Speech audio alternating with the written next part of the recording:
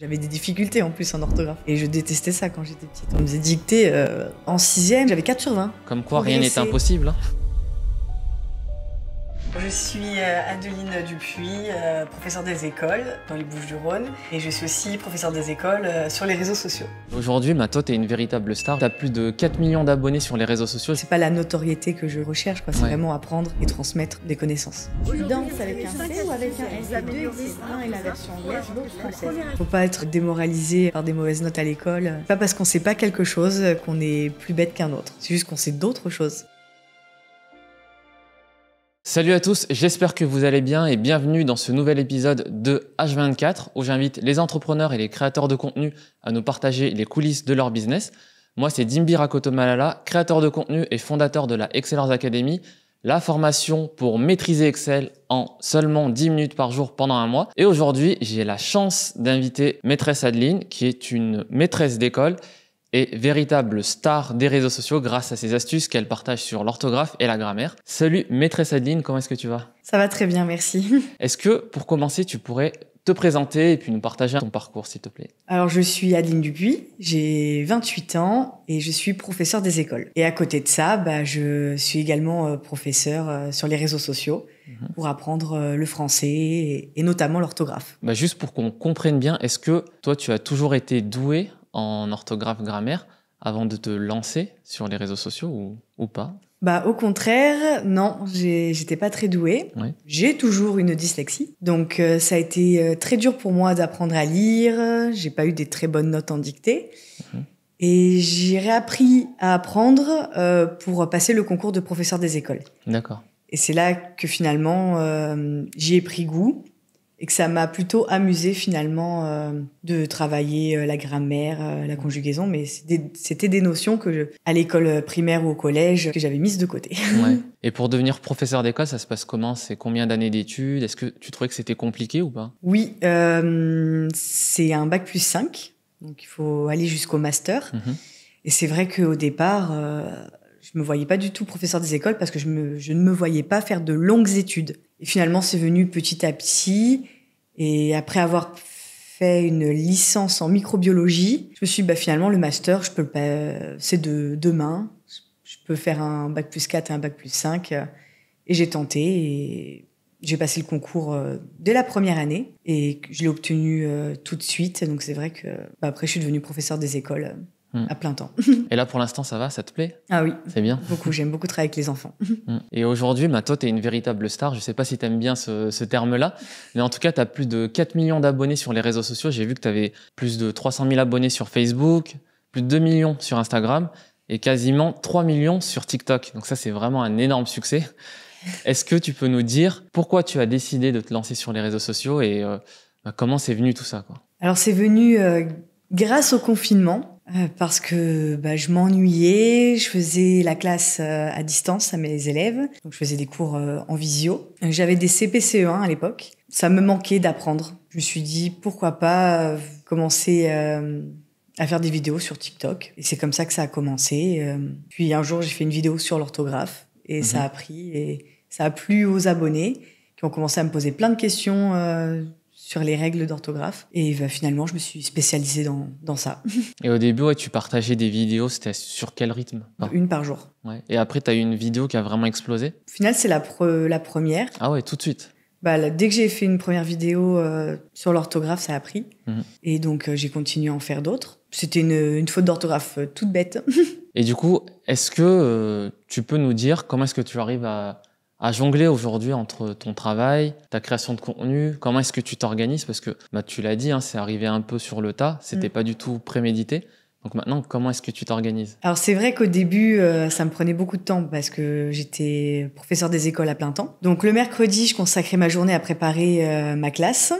Et le week-end, je préparais mes vidéos pour les réseaux sociaux. Donc j'avais pas beaucoup de jours de congé. D'ailleurs, j'étais très épuisée. Et cette année, j'ai réussi à avoir un mi-temps. D'accord. Donc maintenant, je peux quand même avoir un week-end pour me reposer. Mais je consacre le lundi et le mardi à faire mes vidéos, à travailler sur les réseaux sociaux. toujours le mercredi pour préparer ma classe.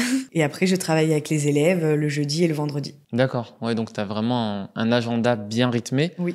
Tu t'es bien organisé et du coup, là, ce rythme-là, il te convient maintenant. C'est ça, j'arrive à travailler pour les réseaux sociaux et en même temps rester professeur des écoles. C'est vrai que c'était important pour moi. Et comment est-ce que tu t'organises après au niveau de la création d'une vidéo? Est-ce que, par exemple, tu planifies, imaginons le lundi, toutes les vidéos à faire et le mardi, tu tournes tout et après, tu fais le montage en même temps? Ou c'est vraiment, tu fais une vidéo du début jusqu'à la fin, après, tu les enchaînes comme ça les unes les autres? Alors, c'est plus ça. C'est je fais une vidéo. Ensuite, je recherche une idée pour une deuxième vidéo et ainsi de suite. Mais je ne planifie pas forcément à l'avance. Ça vient souvent des questions de mes abonnés. D'accord. Ils me posent une question et ça me donne des idées pour faire mes vidéos. Et est-ce que ce que tu fais en vidéo, après, tu le retransmets dans tes cours ou pas du tout? Il y a des notions que je vois avec mes élèves. Donc, effectivement, ça m'arrive de faire des fiches aussi avec mes élèves. Toujours d'utiliser la couleur. Et puis, il y en a d'autres, il y a des notions qu'on ne voit pas à l'école primaire, qu'on voit plus tard au collège ou au lycée. Voire qu'on ne voit pas du tout, qui ne sont pas au programme et qu'il faut apprendre en tant qu'adulte. Donc là, non, je les transmets pas à mes élèves parce que c'est bien trop compliqué encore pour eux. Et en termes de matériel, tu utilises quoi? Tu utilises l'iPhone, j'imagine? En Samsung. Ah, un Samsung. Et après, le micro, tu le captes directement depuis le téléphone? Oui. D'accord. C'est ça. Depuis toujours. Après, j'ai changé quand même de téléphone pour avoir une meilleure qualité parce que finalement, ça évolue vite. Mais effectivement, juste toujours un téléphone. Après, j'utilise bien sûr mes feutres, cahiers. J'ai besoin de mon bureau. Avant, je prenais mon téléphone dans la main pour filmer. Donc, ça tremblait un petit peu. Mais maintenant, non, j'ai investi quand même. T'as un petit trépied, du coup, tu poses le téléphone. Poser le téléphone, voilà. Ouais.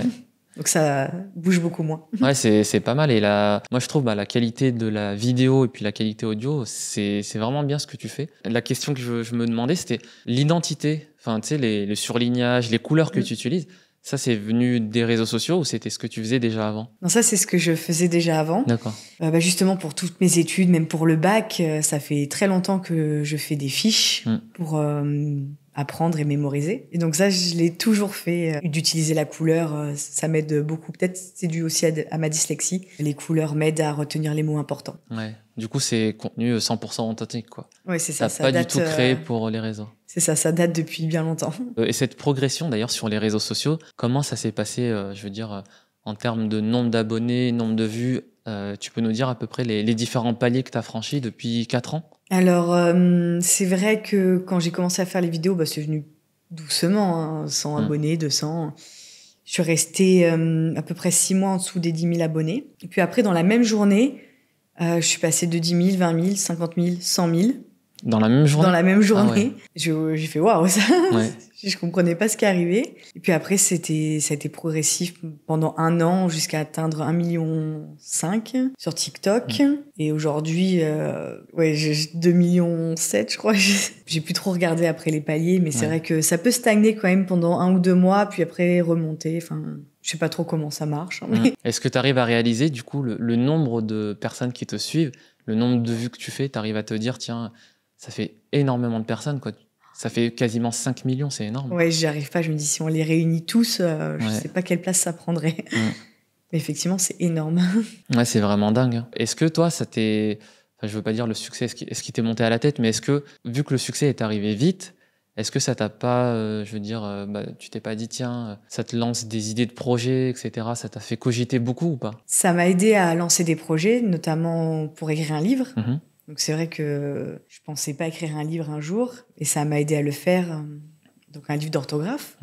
Non, c'est vrai que ça m'a fait découvrir plein de choses. Par exemple, tu vois, là, enregistrer un podcast, c'est des choses que je ne connaissais pas avant. Même les plateaux télé aussi, t'es pas mal invité, j'ai vu. J'ai fait des plateaux télé, j'ai rencontré du monde qu'effectivement pour moi c'était loin. Je me vois toujours comme une personne normale, quoi. Même avec mes collègues au départ, quand elles savent pas encore qui je suis.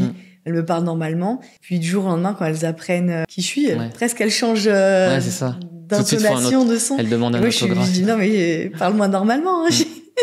Mais c'est vrai que ça fait bizarre, quoi. Et du coup, comment tu l'as annoncé à tes collègues? C'est eux qui t'ont vu sur les réseaux ou c'est toi qui leur as dit petit à petit que tu partageais sur les réseaux? Ça dépend lesquels. Parfois, c'est eux qui me découvrent ou qui me disent « Ah, mais je te suis depuis longtemps ». Et d'autres, je leur dis des fois que je fais autre chose à côté, qu'effectivement je poste sur les réseaux sociaux, mais sans dire vraiment ce que je fais en plus. Des fois, il leur faut peut-être 2-3 mois avant qu'elles découvrent, parce que c'est vrai que je montre pas forcément ma tête, c'est plutôt mes fiches. C'est pas la notoriété que je recherche, quoi. C'est vraiment apprendre et transmettre des connaissances. Et du coup, vu que tu as un certain nombre d'abonnés qui est quand même important, est-ce que des fois dans la rue, il y a des gens qui te disent « Ah, maîtresse Adeline ?» Oui, c'est déjà arrivé. Ça t'arrive souvent ? Oui. Enfin, souvent, ça m'arrive. D'ailleurs, c'est plutôt des personnes qui me suivent sur Instagram. Mais il faut quand même être assez physionomiste pour me reconnaître. Mais c'est déjà arrivé d'être, par exemple, au restaurant, et puis le serveur qui me dit « Vous n'êtes pas maîtresse Adeline ?»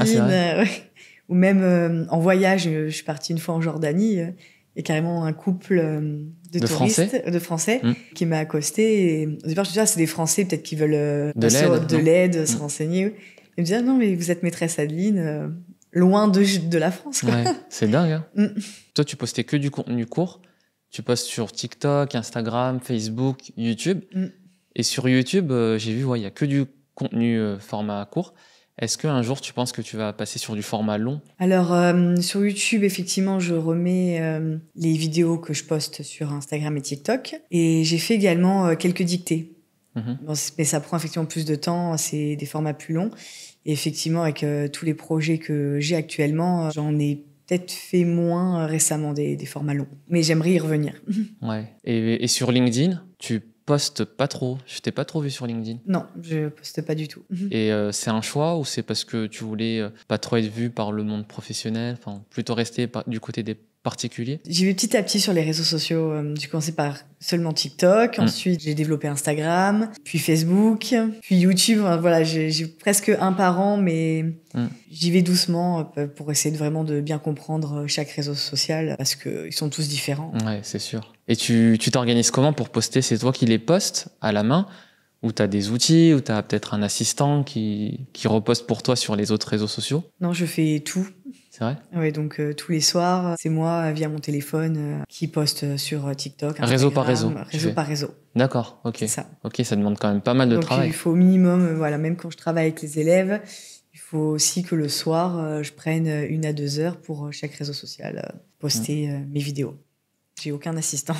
Ouais. Et tu dirais qu'une vidéo, ça te prend à peu près 2 heures, c'est ça? Oui, à peu près, c'est ça, 1h30, 2 heures par vidéo. Ah ouais, c'est quand même pas mal. Hein. Ouais, en fait, les gens, ils se rendent pas compte que derrière une vidéo qui dure 1 minute, il y a quand même 1 à 2 heures de travail. Ça, il faut que je trouve les exemples, que je trouve la règle, comment je vais agencer ma fiche, quels sont les éléments importants, quels sont ceux qui vont être trop compliqués, parce que j'essaie de simplifier aussi. Ouais, si c'est trop technique, les gens ils vont être perdus, ça sert à rien. C'est ça. Faut trouver le juste milieu.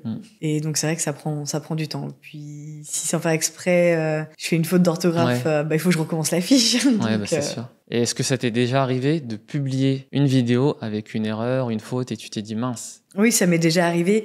Parce que des fois, je me concentre tellement sur la règle et un mot en question que des fois, dans les explications, ça peut m'arriver de faire une erreur. Et en général, je m'en rends compte assez vite et dans l'heure, je la supprime. Mais bon, je me dis, j'ai passé 2 heures. Mais du coup, tu l'as refait?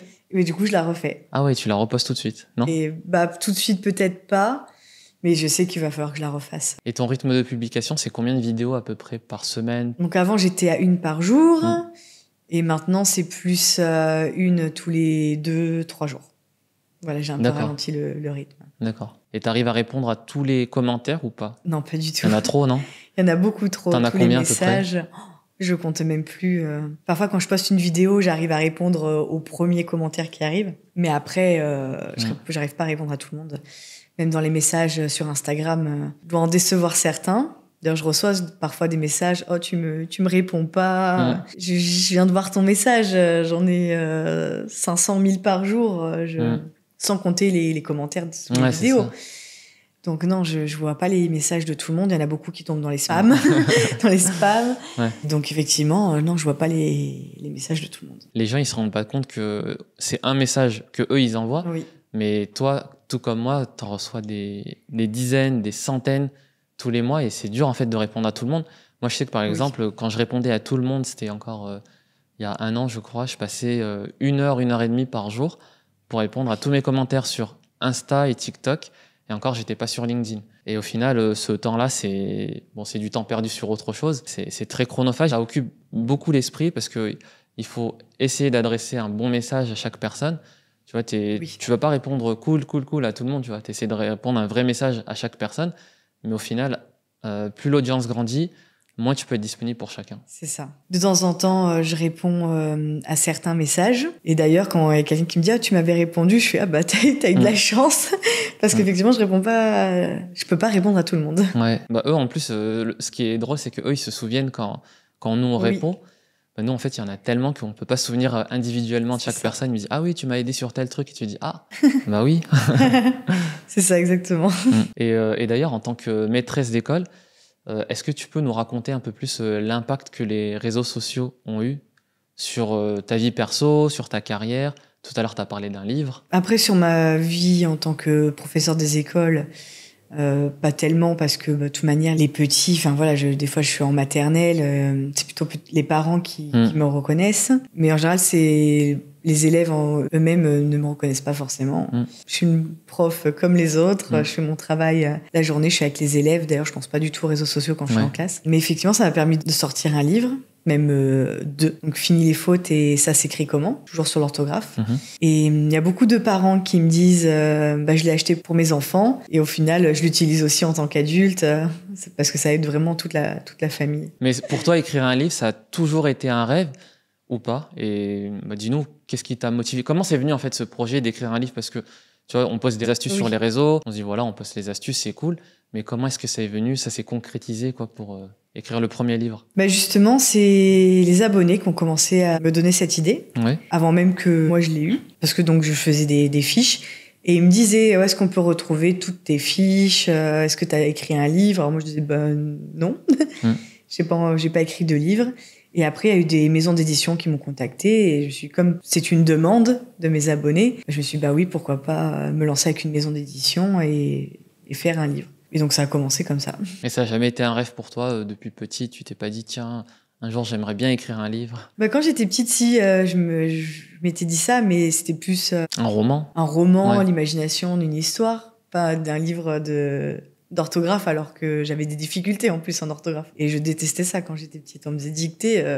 Ouais, t'avais la moyenne quand même? Pour dire, en 6e, je crois que j'avais 4 sur 20 en français. D'accord. Et après, on a appris que j'étais dyslexique, j'ai eu du temps supplémentaire pour les épreuves. Et après, au bac, j'ai quand même eu 14 sur 20 en français. Donc, une progression. Comme quoi, même si on a 3-4 de moyenne, on peut encore Comme quoi, rien n'est impossible. C'est ça, on peut toujours progresser. Et par rapport à ton livre, est-ce que tu t'attendais à un tel succès? Quand tu as écrit le premier, tu t'es dit, bon, j'ai quand même une certaine audience, il y en a certains qui vont acheter, c'est sûr. Mais est-ce que tu t'es dit, tiens, ça va exploser ou pas? Parce que j'ai quand même entendu...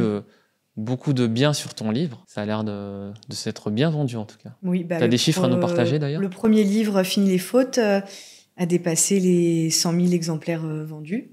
Donc c'est vrai que pour moi, je trouve ça incroyable. Et je suis très contente que ça puisse aider plein de monde, les petits comme les grands. Quand tu l'as écrit, tu t'es dit, tiens, si je fais 5000 ventes, ça sera déjà bien? Ou tu t'es dit tout de suite, je pense qu'avec la base que j'ai, ça pourra faire déjà 30 000 ventes? Franchement, même 10 ventes, j'aurais été contente. Ah ouais? Oui.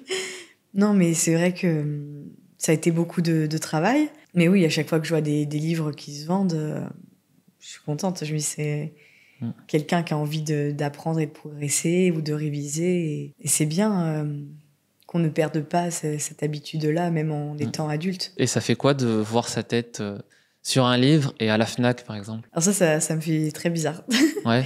Je suis pas quelqu'un qui met sa tête en avant, ou son image. C'est vrai, moi je suis plutôt celle qui se met derrière un peu les autres. Et après, je suis quand même fière d'en être arrivée là, mais ça n'a jamais été, comme je disais, un objectif d'être mise en avant. Moi, à partir du moment où les gens apprennent et sont contents d'apprendre...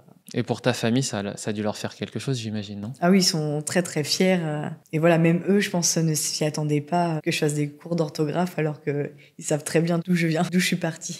Et par rapport à ces réseaux sociaux-là, est-ce que tu as une anecdote à nous partager? Sur les réseaux sociaux? Depuis que tu postes, en fait, depuis cette aventure maîtresse Adeline, est-ce que tu as une anecdote drôle, à nous partager? J'ai une élève un jour qui est venue quand même avec mon livre en classe, qui m'a... Elle voulait une dédicace? Oui, elle voulait une dédicace. Elle me dit, maman, elle m'a acheté ton livre. Et elle était contente d'avoir le livre de la maîtresse.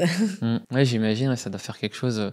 Bah, en plus, tes élèves, ils doivent être contents, non, quand ils voient qu'ils tombent sur toi en prof. Après, voilà, ils le savent pas forcément tous, mais pour les grands, même les CM2, ce qui leur importe, c'est comment on arrive à plus d'1 million d'abonnés. Ils pensent qu'à ça. Ah ouais, c'est vrai.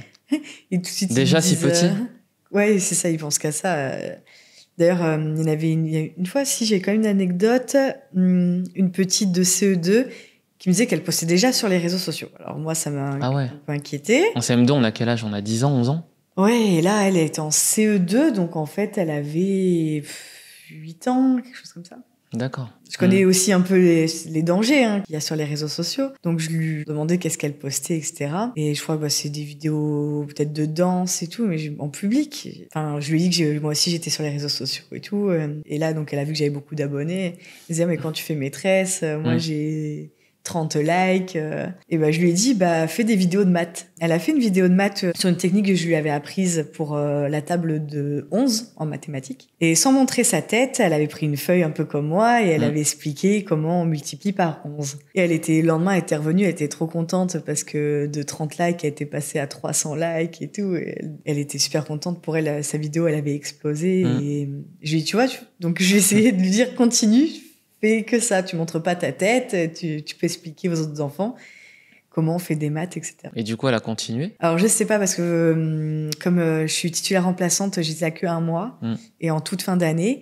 Et après, j'ai changé d'école, donc je sais pas ce que cette petite est devenue. Mais j'espère qu'elle a continué, sans montrer forcément sa tête aussi jeune. Et si elle fait des petites vidéos pédagogiques, ça peut être bien.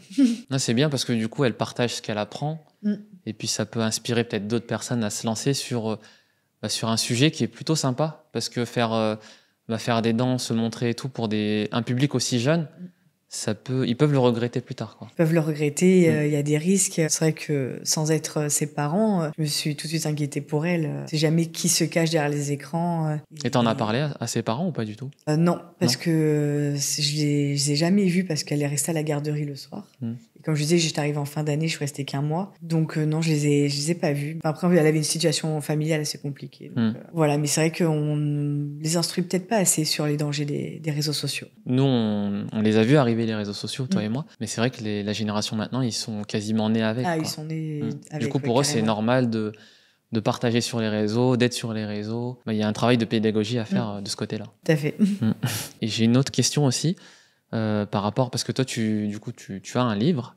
Et est-ce que tu as pensé déjà à vendre autre chose qu'un livre? Par exemple, je sais pas, ça peut être des mugs, des goodies ou un tout autre produit pour justement monétiser l'audience que tu as. Alors, pas du tout. Non, pas du tout. J'ai jamais pensé à faire ça. Et j'avoue que pour l'instant, c'est pas du tout un objectif pour moi. Pour moi, il n'y a pas d'intérêt là. C'est vraiment la pédagogie et je veux pas en faire un business. Et est-ce que tu as déjà rêvé de plaquer ton métier pour te lancer à plein temps sur la création de contenu, sur les réseaux sociaux? Non, je crois que j'aime trop la stabilité. C'est pour ça que d'ailleurs je suis dans l'éducation nationale et que je suis aussi fonctionnaire. C'est parce que j'aime la sécurité de l'emploi. Me mettre à mi-temps, oui, mais quitter complètement l'éducation nationale, ça m'a jamais traversé l'esprit. Donc, pour l'instant, j'aime bien faire les deux. J'aime beaucoup travailler avec les enfants. Enfin, je suis assez active et rester tout le temps à la maison, toute seule derrière un écran, même si de temps en temps, on en sort pour faire des projets.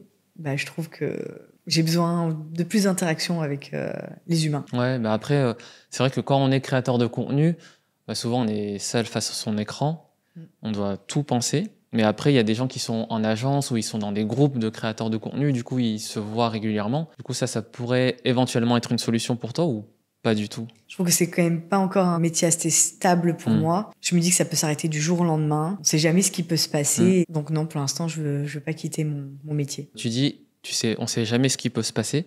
Est-ce que ça t'est déjà arrivé d'être suspendu ou banni d'un des réseaux? Non. Non? Non. T'as jamais eu de vidéo supprimée?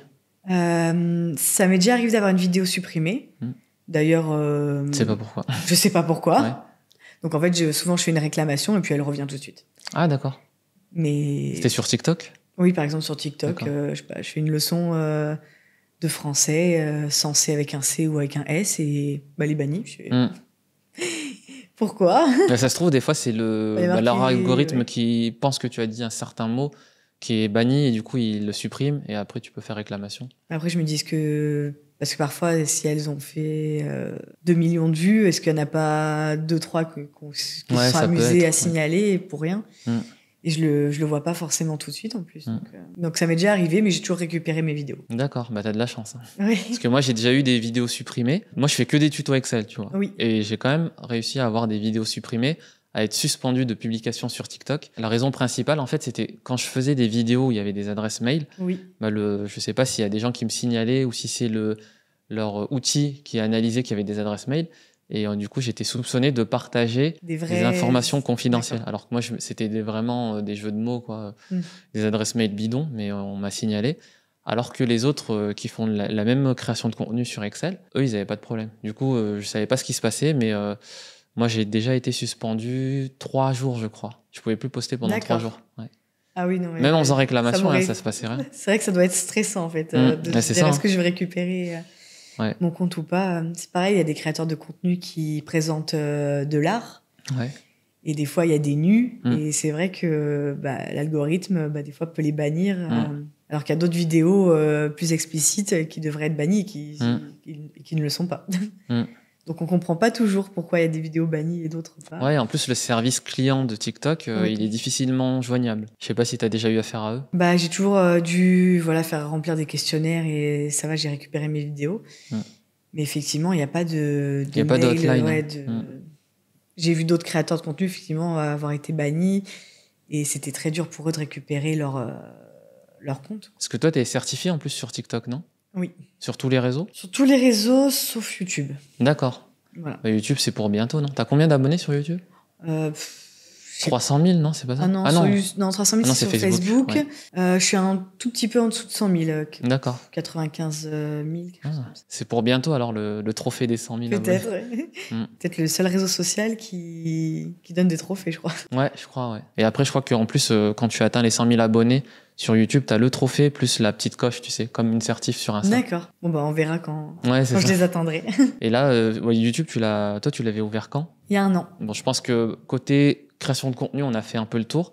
Moi, je voulais revenir un peu sur la casquette maîtresse d'école. Et du coup, je voulais savoir, est-ce que pour toi, le français, c'est une langue qui est difficile à apprendre par rapport à d'autres langues? Est-ce que tu parles d'autres langues ou pas du tout? Non, je suis très mauvaise en langue. Ouais. Mais c'est vrai que le français, c'est compliqué aussi. Effectivement, il y a beaucoup d'exceptions, beaucoup de règles d'accord. Et c'est pas évident, même quand j'apprends des choses à mes élèves.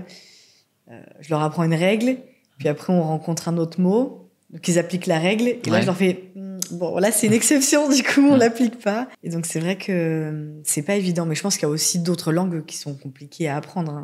Il faut s'y mettre. Et c'est vrai que, comme toute langue, il faut se renseigner et s'entraîner. Et est-ce que tu dirais que l'apprentissage du latin peut aider à comprendre mieux le français ou pour toi, c'est vraiment... Parce que moi, c'est ce qu'on me disait quand j'étais au collège et qu'il fallait faire le choix des options. On me disait, prends latin, tu seras meilleur en français, etc. Est-ce que pour toi, c'est vrai ou pas? Ça peut aider, je pense, surtout pour les lettres muettes en fin de mot. Après, je sais pas, d'ailleurs, j'ai même pas fait latin. Mais maintenant que je fais des fiches de français, c'est vrai que de temps en temps, j'explique l'origine latine parce que ça peut aider. Plus pour avoir plus de points, je crois que c'est au brevet et au bac, ça peut servir. Ça peut servir de ne pas oublier des lettres, oui. Et en termes des fautes que tu retrouves le plus souvent, est-ce que tu en as qui te viennent en tête? Sur TikTok, même quand je regarde d'autres vidéos et que je regarde les commentaires, il y a de tout. Il y a de tout comme faute d'orthographe. Les homophones. On ON, ONT, ET, EST, censé. Enfin, il y a beaucoup de confusion et des règles d'accord aussi. Ouais. J'avais vu une vidéo là que tu avais publiée récemment, c'était Je vous saurai gré. Ouais, c'est ça aussi. Il y a beaucoup d'expressions qui sont mal employées ou mal écrites. Après, on fait tous des erreurs. Surtout quand le son est assez proche. Ouais, c'est vrai. Parfois, si on entend mal, on apprend mal, en fait. Mais quand tu sais l'origine du mot, du coup, tu te dis, ah oui, en fait, c'est ce verbe-là parce que ça vient de telle origine. Et du coup, en fait, ouais, toi, tu apprends bien la logique qu'il y a derrière et c'est ça qui est intéressant. C'est ce que j'essaye de mettre en avant, en tout cas. Merci. Est-ce que tu pourrais nous dire honnêtement si en préparant tes vidéos, tes fiches, est-ce qu'il y a des règles que tu découvres en même temps que tu apprends et du coup après tu fais la vidéo, où tu connais déjà toutes les règles et tu fais que des vidéos sur les règles que tu connais? Non, il y a des règles que je ne connais pas. Parfois, on me pose une question et ça m'interroge aussi parce que même sans faire forcément l'erreur, je connais pas forcément la règle qui est derrière. Donc, il y a des choses qu'on fait automatiquement, par automatisme, et on le sait pas forcément pourquoi. On sait, en lisant, on a vu que ça s'écrivait comme ça, donc on le fait. Mais par exemple, la règle d'accord sur les adjectifs de couleur, moi, je les ai accordés comme n'importe quel adjectif. Et c'est vrai que c'est une règle que j'ai apprise. Maintenant, ça fait 2-3 ans que je la connais. Au tout début, on m'a posé une question, c'est comment on accorde ça? Et c'est en faisant des recherches, donc dans les dictionnaires, Grébis, toutes les sources qu'on peut avoir autour de nous, que j'ai appris que tous les adjectifs de couleur ne s'accordaient pas, en fait. Donc non, j'en apprends aussi grâce à mes abonnés. Ouais, c'est vrai que ça, c'est vraiment, je trouve, un des avantages quand on est créateur de contenu, c'est qu'on connaît déjà quand même certaines choses, mais en lisant les commentaires, en interagissant avec les gens, c'est là où, en fait, des fois, on se remet un peu en question, on va chercher plus loin et qu'on apprend. Enfin, moi, c'est exactement pareil que toi. Il y a des gens, ils ont une certaine logique, tu vois. Moi, par exemple, pour arriver à un tel résultat, j'ai ma méthode, et une personne, elle me dit, mais moi, je fais carrément autrement, avec une autre fonction. Et du coup, c'est là où je me dis, c'est pas bête, et du coup, je vais chercher, et après, je me dis, finalement, cette façon-là, elle est aussi très intéressante. Oui. Comme tous les créateurs de contenu, du coup, on apprend en faisant et en interagissant avec les gens. Mais c'est super intéressant, justement, d'avoir des abonnés comme ça qui contribuent un peu à notre savoir aussi. On apprend aux autres, mais eux nous permettent aussi d'aller plus loin. On connaît déjà pas mal de choses, mais c'est vrai qu'on peut pousser encore plus loin, quoi. C'est enrichissant pour tout le monde. Et par rapport tout à l'heure, on parlait des fautes que tu voyais souvent. Est-ce qu'il y en a une ou plusieurs que tu veux ne plus jamais voir de ta vie? Le SAVA, SAVA. J'espère ne plus l'avoir de ma vie, mais j'ai l'impression qu'on y est toujours. Le et, l'infinitif ou le participe passé, ER ou et. C'est des petites fautes comme ça, je me dis, ça serait bien que ça, tout le monde ne fasse plus la faute, quoi. Mais après, ça, c'est des fautes que tu vois sur les réseaux sociaux, dans les commentaires. Mais moi, j'ai l'impression qu'il y a des gens, quand ils écrivent sur les réseaux sociaux, en commentaire, en DM, ils écrivent des fois n'importe comment. Mais après, quand c'est un mail plus professionnel, ou si c'est à l'école, au travail, du coup, ils font attention. J'espère, hein, parce que sinon... J'espère aussi, alors. Ouais, parce que sinon, ça peut vite devenir très compliqué, quoi. C'est ça, parfois, ça change carrément le sens d'une phrase. Donc, faut faire attention à l'orthographe. Est-ce que toi, tu aurais des conseils à donner pour une personne qui voudrait s'améliorer en orthographe, en grammaire? Ce serait quoi le premier conseil que tu donnerais? Le premier conseil que je donnerais, c'est faire des petites dictées de temps en temps, même une fois par mois. C'est-à-dire, tiens, aujourd'hui, je vais faire une dictée, et il y en a plein partout. Sur Internet, tu peux en trouver facilement? On peut en trouver, il y a des livres, ou même on peut demander à un proche de nous dire, tiens, lis-moi ce passage d'un livre au hasard, et... J'essaie d'écrire, et au moins on voit où on fait des fautes, où on fait des erreurs, et on peut aller chercher la règle, et c'est comme ça qu'on apprend. Déjà, il faut savoir où on fait des erreurs pour s'améliorer. Et tu penses que pour une personne qui est sortie des études, qui travaille, qui est installée, est-ce que tu penses que ça peut être aussi intéressant pour elle de pratiquer cet exercice de la dictée régulièrement? Oui.